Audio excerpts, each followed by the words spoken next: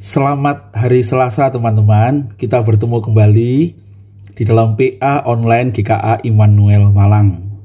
Dan hari ini kita akan melanjutkan bagian yang kita baca minggu yang lalu.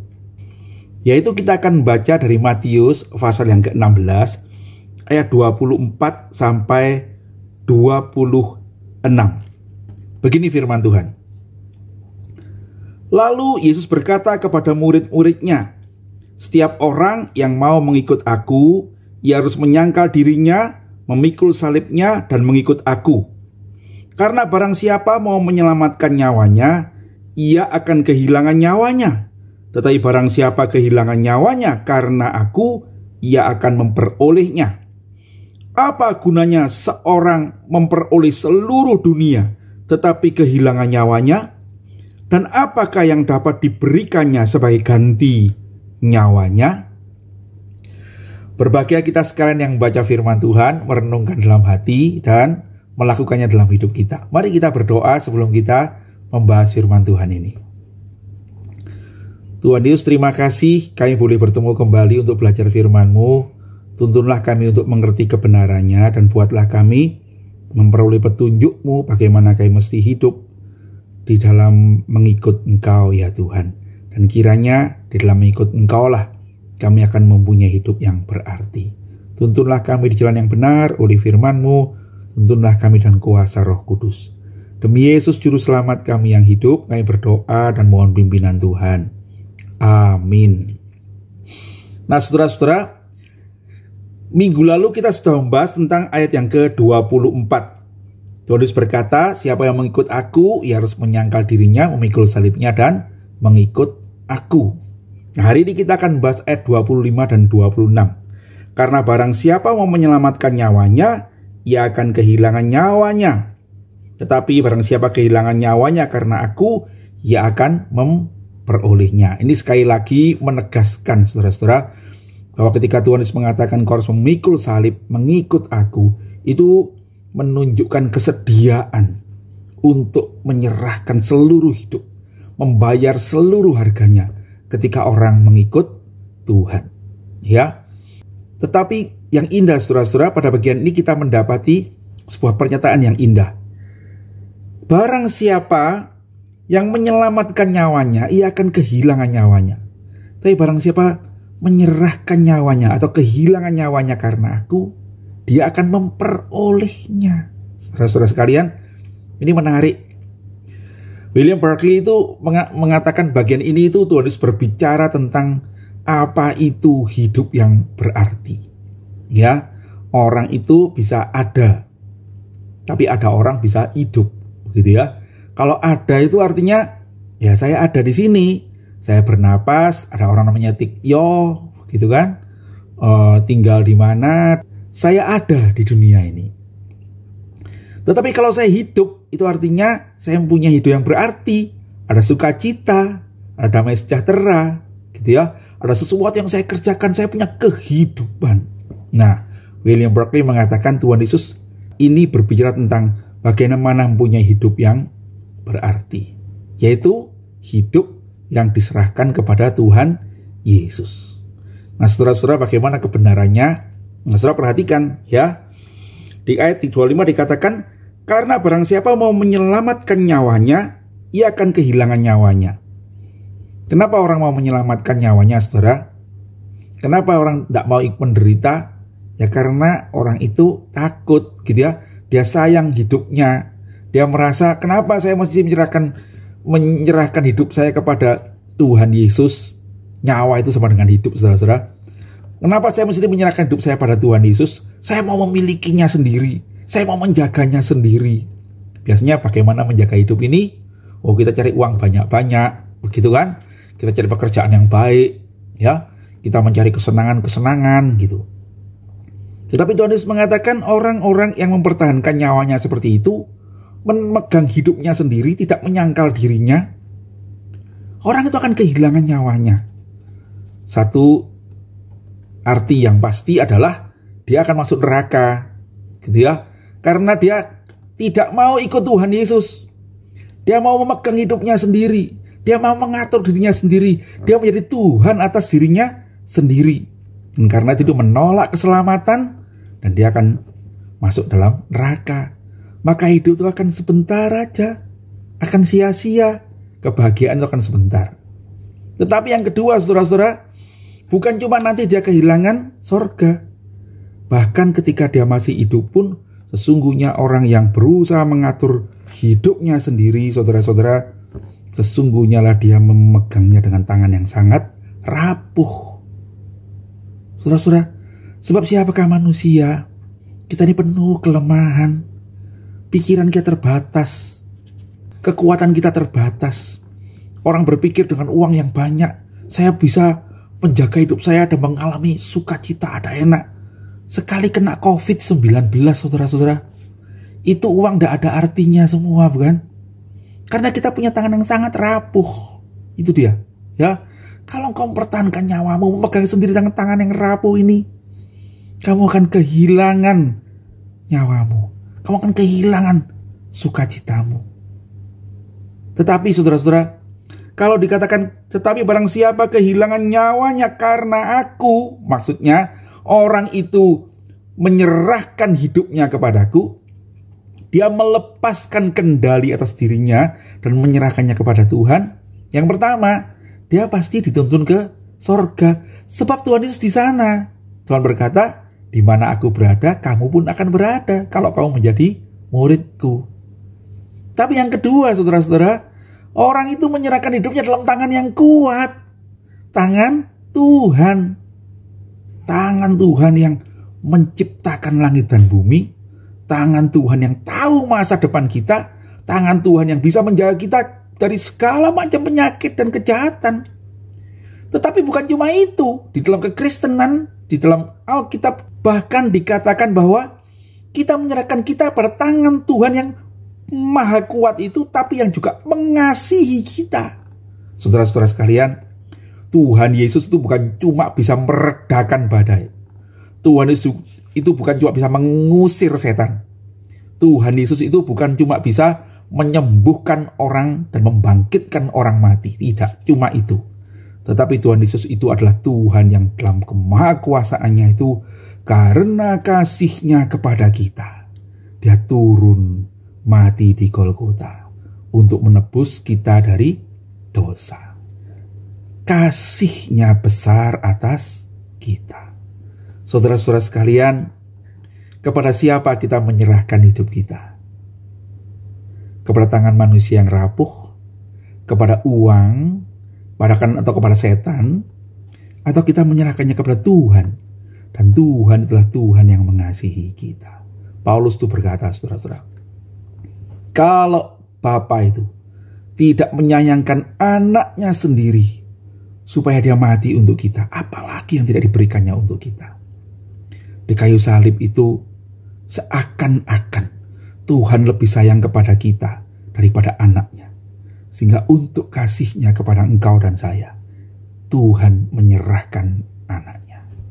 Itulah kasih yang besar. Saudara-saudara, sebentar lagi kita merayakan Paskah. Kita diingatkan pada kasih itu. Maksudnya kita kehilangan hidup atau kehilangan nyawa kita itu adalah kehilangan dalam arti bukan mati, saudara-saudara, tapi menyerahkannya kepada Yesus. Yang dikatakan oleh Paulus bukan, aku ini sudah mati dari dosa-dosaku, tetapi aku ini hidup. Tetapi hidup yang kuhidupi sekarang ini dalam daging adalah hidup di dalam anak Allah yang mengasihi aku dan yang sudah menyerahkan nyawanya untuk aku. Galatia 2:20 itu. Nah, saudara-saudara sekalian, ini yang dimaksud Tuhan Yesus.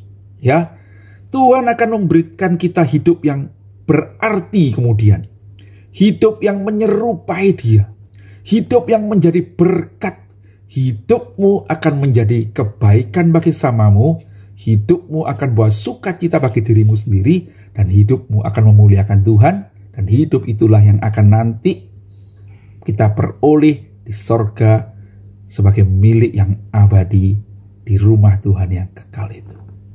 Saudara-saudara, itu kata Tuhan Yesus ya. Barang siapa kehilangan nyawanya karena aku, dia memperolehnya. Dia memperoleh hidup itu. Hidup yang lebih berarti. Ini ajakan bagi kita sekalian. Jangan menyerahkan hidup kita kepada sesuatu yang sia-sia. Serahkanlah pada Tuhan. Apakah Tuhan tidak bertanggung jawab? Tuhan pasti bertanggung jawab. Sebab Dia mengasihi kita. Tetapi sebelum Tuhan memberikan yang baik itu, Tuhan mau kita menyerahkan hidup kita seutuhnya. Dia akan ganti dengan hidup yang lebih mulia. Saudara pernah tahu cerita ini bukan? Suatu hari ada seorang anak itu kepingin beli kalung ya, yang ada di pasar, harganya itu 50.000 ya. Pakai karante yang di kuning begitu ya, pakai kuningan sebenarnya. Lalu ada permata mainan yang dari beling ya, ribeling mestinya. Wah, dia bilang pada mama saya kepingin sekali beli itu. Mamanya bilang, oke, kalau kamu bantu mama 1 minggu, nanti minggu depan tak beliin 1. Wah, dia minggu itu bekerja keras, membantu mamanya mencuci piring, ya, membersihkan meja makan, membersihkan tempat tidurnya, dan minggu depan dia dapat kalung imitasi itu, ya. Dia senang sekali, dia pakai gitu ya, dia pakai dengan gembira. Malam harinya papanya datang. Wah, dapat dari mana itu kalung? Dibeliin. Lalu dicerita betapa bagusnya kalung itu. Papa itu lihat anak itu, dia lihat, wah, anakku pengen kalung yang bagus. Lalu papa itu membeli sebuah kalung dari emas asli rantainya, dari permata asli batunya. Harganya jutaan barangkali ya. Nah, kemudian pada besok malam waktu tidur, papanya bilang, nak, kamu sayang sekali sama kalungmu ya? Iya. Gitu. Kamu sayang enggak sama papa? Sayang. Boleh enggak kalung itu buat apa? Ah, enggak boleh. Ini punyaku. Dia bilang gitu ya. Oh ya udah, papanya bilang gitu ya. Kemudian 2 hari 3 hari kemudian, papa itu dia malam hari setelah mengajak berdoa, anaknya bertanya, nak, kamu beneran sayang sama papa? Iya. Boleh enggak kalungmu itu buat apa? Oh, enggak boleh. Ini kalung buat aku sayang sekali. Papa kepingin lah. Ya kasih papa lah kalau kamu sayang ke aku. Gitu ya. Anak itu berpikir. Dan satu kali, beberapa hari kemudian ketika papanya datang lagi dan bertanya, nak, kalungmu boleh enggak buat apa? Anak itu memandang papanya dan berkata, papa mau kalungku ya? Iya. Lalu dia lepaskan kalungnya. Aku sayang kalung ini, tapi aku berikan kepada papa. Karena aku mengasihi papa, aku rela kehilangan barang yang tak sayang ini. Papa itu menerimanya dan tersenyum. Dia mengantonginya, lalu dari sakunya dia keluarkan sekarang 1 kotak. Dan dia buka. Wah, di dalamnya kalung yang asli itu, saudara-saudara. Dia bilang kepada anak itu, sekarang papa kasih kalung ini kepadamu. Dijaga baik-baik ya, sebab inilah sesungguhnya kalung yang asli. Saudara-saudara, sama dengan kita. Waktu kita memberikan hidup kita kepada Tuhan, Tuhan bukan cuma menebusnya, membersihkannya, tapi Tuhan akan menggantikannya dengan hidup Tuhan Yesus Kristus sendiri. Paulus berkata, Kristus itu hidup di dalam aku. Hidup yang mulia. Hidup yang abadi, bukan hidup yang sementara dan rusak seperti kalung imitasi, tetapi hidup yang seperti emas murni, yang semakin murni sampai kita pulang ke sorga. Saudara-saudara sekalian, punyailah hidup dari Tuhan, bukan dari diri sendiri.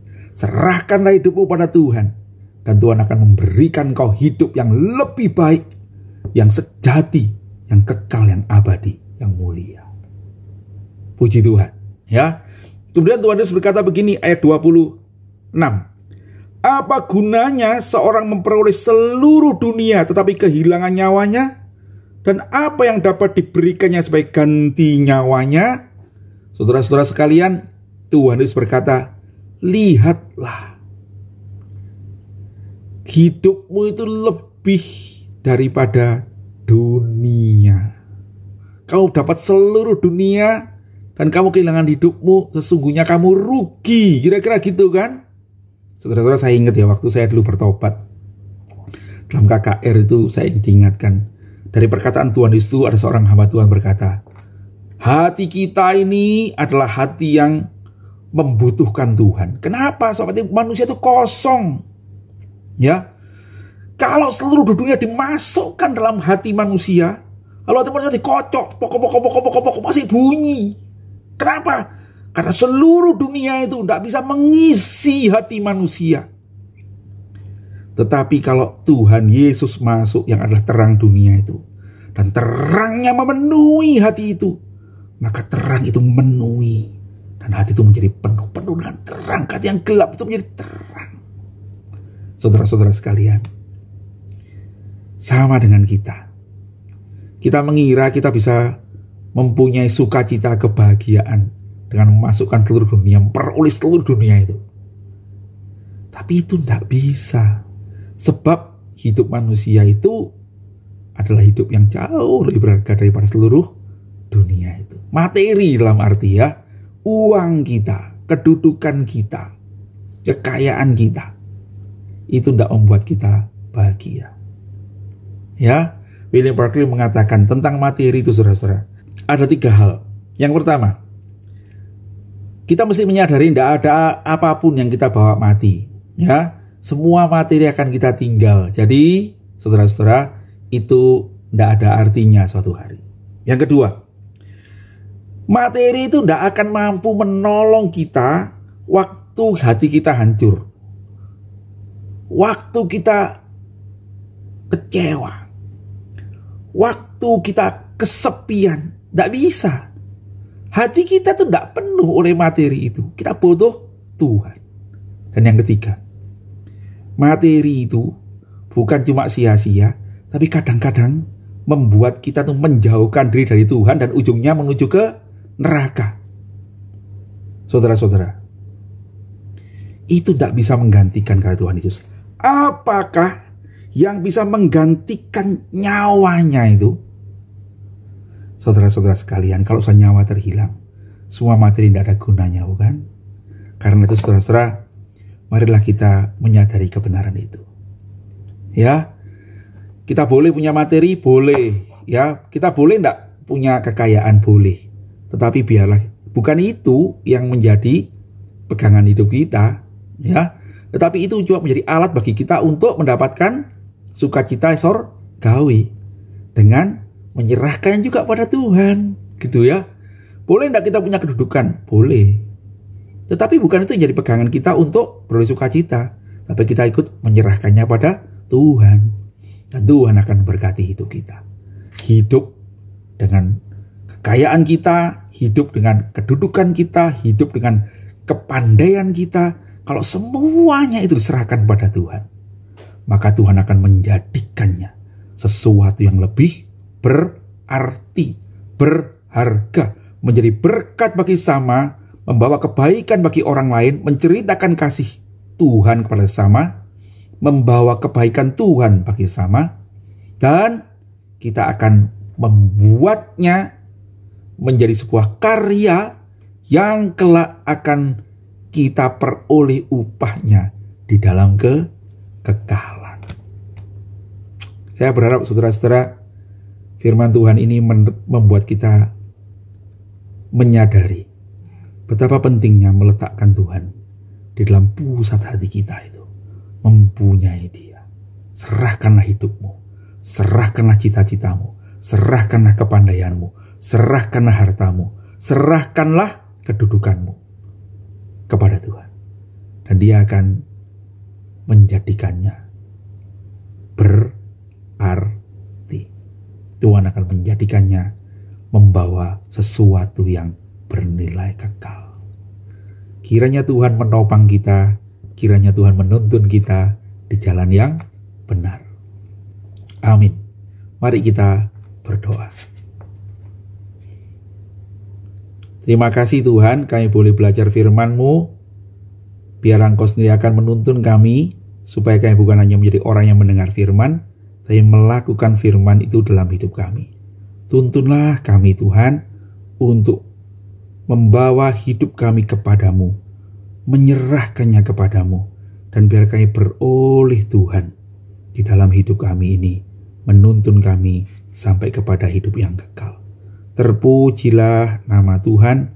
Demi Yesus Juru Selamat kami yang hidup, kami berdoa dan mengucap syukur. Amin. Sampai ketemu nanti sore teman-teman. Kita akan membahasnya bersama-sama. Tuhan Yesus memberkati.